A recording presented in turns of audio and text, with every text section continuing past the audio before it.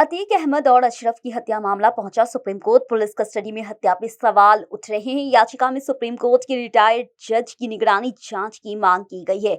वहीं याचिका में न सिर्फ अतीक की हत्या मामले की जांच की मांग की गई है, बल्कि 2017 से लेके हुए 183 इनकाउंटर की जांच कराने की मांग की गई है। वकील विशाल तिवारी ने ये याचिका दाखिल की।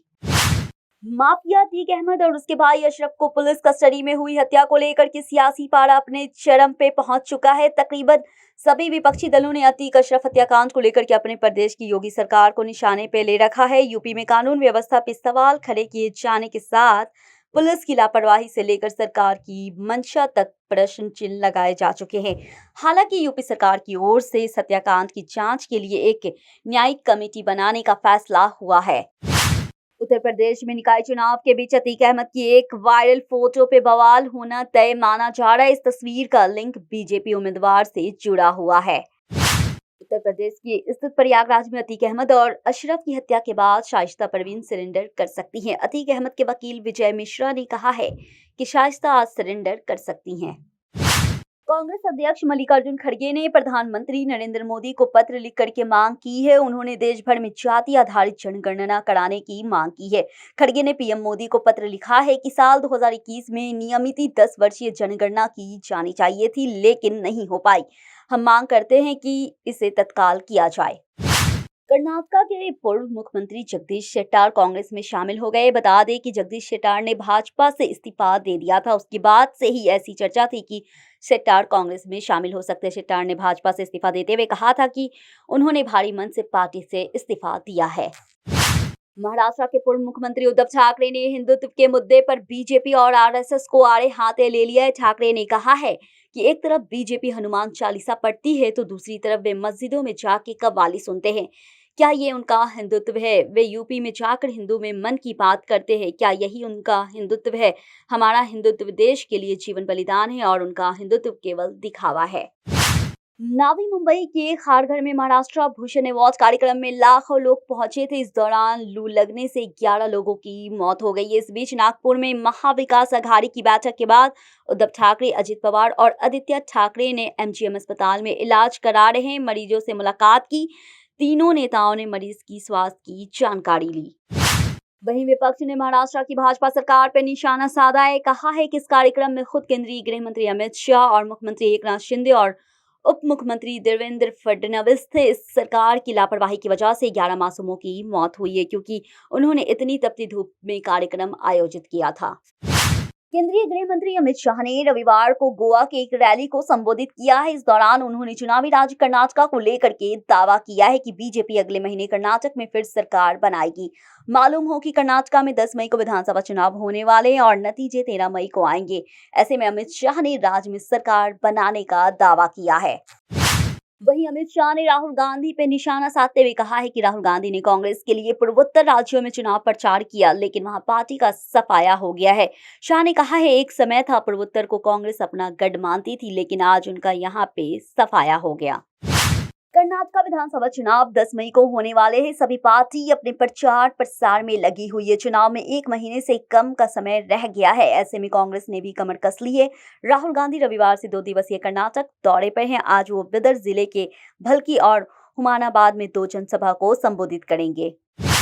राजस्थान के मुख्यमंत्री अशोक गहलोत ने प्रधानमंत्री नरेंद्र मोदी पे निशाना साधते हुए कहा है कि मोदी अपने भाषण में जो चालाकियां करते हैं उसे वो पहचानते हैं। मुख्यमंत्री ने राजस्थान कॉलेज में आयोजित एक कार्यक्रम में अपने संबोधन में कहा है कि प्रधानमंत्री अपने भाषण की शुरुआत मेरे मित्र अशोक गहलोत से करेंगे और मेरी सरकार की ऐसी की तैसी करेंगे। आम आदमी पार्टी शासित दिल्ली सरकार और दिल्ली के उपराज्यपाल के बीच विवादों का सिलसिला थमने का नाम नहीं ले रहा है। वहीं दिल्ली के उपराज्यपाल वीके सक्सेना ने आबकारी नीति से जुड़े कथित घोटाले में मुख्यमंत्री अरविंद केजरीवाल से की पूछताछ के बीच आज राज्यसभा विधानसभा का 1 दिवसीय सत्र बुलाने में प्रक्रियागत खामियों को लेकर चिंता जताई। सीबीआई ने रविवार को सीएम अरविंद केजरीवाल से पूछताछ की है। एजेंसी ने केजरीवाल से तकरीबन 9 घंटे से ज्यादा पूछताछ की। वहीं सीबीआई कार्यालय में पूछताछ के दौरान आप नेता केंद्र सरकार पे हमलावर हो गई है। आप नेताओं ने कहा है कि केंद्र के इशारे पे परेशान करना है और कुछ नहीं। आम आदमी पार्टी ने दिल्ली नगर निगम मेयर और डिप्टी मेयर पद के लिए होने वाले चुनाव के लिए उम्मीदवारों के नाम का ऐलान कर दिया है। आज आप नेता और सांसद संजय सिंह ने प्रेस कॉन्फ्रेंस करते हुए मेयर पद के लिए शैली ओबराय और डिप्टी मेयर के लिए आले मोहम्मद के नाम का मुहर लगाई है। दोनों प्रत्याशी आज ही अपना नामकरण दाखिल करेंगे। सपा नेता मोहम्मद आजम खान की तबीयत अचानक बिगड़ने के कारण उन्हें दिल्ली के सर गंगाराम अस्पताल में भर्ती कराया गया है। उनकी हालत स्थिर है और निगरानी में है। जानकारी के मुताबिक आजम खान को रात 3 बजे सर गंगाराम अस्पताल के सर्जरी विभाग में भर्ती करवाया गया है। रांची में छात्र संगठनों की धरना प्रदर्शन और घेराव को ध्यान में रखते हुए जिला प्रशासन ने सीएम आवास पे सचिवालय के पास धारा 144 लागू कर दिया है। रांची जिला प्रशासन ने यह फैसला छात्र के संगठनों के प्रदर्शन के ऐलान के मद्देनजर लिया है। बता दें कि झारखंड सरकार की भर्ती नीति के खिलाफ छात्र संगठनों ने आज रांची में धरना प्रदर्शन का ऐलान किया। पश्चिम बंगाल में हुए शिक्षा भर्ती घोटाले में टीएमसी विधायक जीवन कृष्णा शाह को सीबीआई ने मुर्शिदाबाद से गिरफ्तार कर लिया है। उन्हें कलकत्ता लाया जा रहा है। सीबीआई की टीम 14 अप्रैल को विधायक के परिसर पे छापेमारी के बाद से ही उनसे पूछताछ कर रही थी। भटिंडा मिलिट्री स्टेशन पे पिछले बुधवार को 4 जवानों की हत्या मामले में भटिंडा पुलिस ने सुलझा लिया है। 4 जवानों की हत्या के मामले में पंजाब पुलिस ने घटना के चश्मदीद गन्नर देसाई मोहन को गिरफ्तार किया है। उनसे आपसी रंजिश के कारण 4 जवानों की गोली मार के हत्या कर दी थी। बिहार के पूर्व मुख्यमंत्री जीतन राम मांझी के मन में जो भी हो, लेकिन सियासी गलियारों में एक दो नहीं बल्कि कई तरह की अटकलें लगाई जा रही है। मांझी भले ये कह रहे हो कि वो नीतीश कुमार का साथ नहीं छोड़ने वाले हैं, लेकिन अपनी ही बयानों से वो अपनी नाराजगी भी बता रहे, अपनी मांग भी बता रहे। एक तरफ कहते हैं कि वो नीतीश का साथ है, तो दूसरी ओर कहते हैं कि अनशन करना पड़े तो भी नहीं मानेंगे। ऐसे में सवाल है कि आखिर मांझी के मन में क्या है। पंजाब के अमृतसर में एक बड़ी वारदात को अंजाम दिया गया है। यहाँ प्रदेश भाजपा एससी मोर्चा के महासचिव बलविंदर गिल को देर रात कुछ लोगों ने गोली मार दी है। उन्हें पहले एक निजी अस्पताल में दाखिल कराया गया, जहां उनकी गंभीर हालत देखकर अमृतसर के एक अन्य निजी अस्पताल में दाखिल करवाया गया है।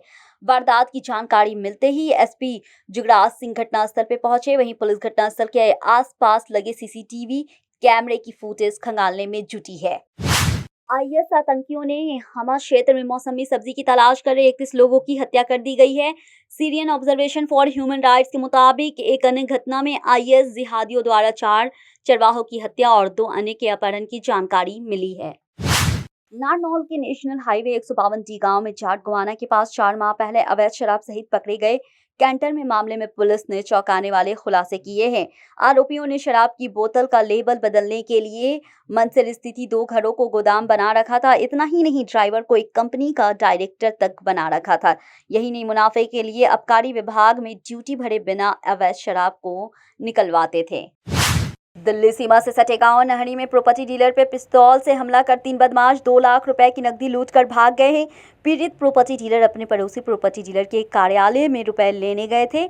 वह रुपयों की गिनती कर रहे थे। इस दौरान आए बदमाश ने वारदात को अंजाम दे दिया। बता दें कि बदमाश बाइक पर सवार होकर भाग गए हैं। कुंडली थाना के बरोटा चौकी पुलिस ने मुकदमा दर्ज कर लिया।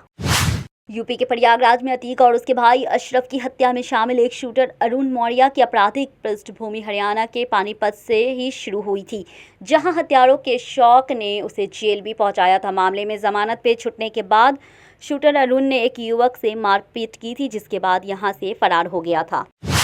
चीन ने एक बार फिर से अपने विस्तारवादी इरादों को संकेत दे दिया है। पहले चीन ने अरुणाचल से जुड़ी 11 जगहों के नाम अपने नक्शे में बदला था। अब दक्षिण हिंद महासागर की गहराई में स्थित 19 समुद्री तलों के नाम बदल दिए हैं। चीन के मीडिया ने इसे बीजिंग की सॉफ्ट पावर प्रोजेक्ट करार दिया है।